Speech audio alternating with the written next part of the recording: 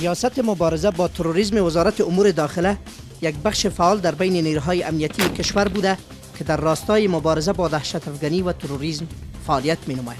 اهداف تمام بخش‌های اداری ضد تروریسم مبارزه علیه انواع جرایم، کشف و گرفتاری تروریست‌ها و تأمین صلح و امنیت در کشور میباشد.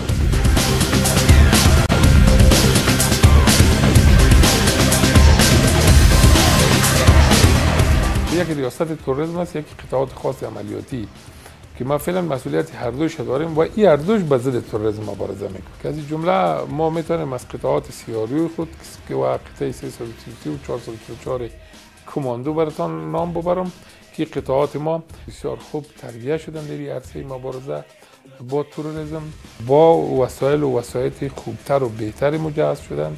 اونا هم از طریق هوا و هم از طریق زمین و هم در اراضی دشوار، هم از طرف شب هم از طرف روز میتونن که با این گروپ های تروریستی مبارزه بکنن. مربیون خارجی در قسمت تعلیم تربیه اینا برای ما در داخل کشور کمک کرده و هم مربیون خود ما تا حدود زیاد سر از اینا زحمت کشیده تا که به این سیستم آماده شود.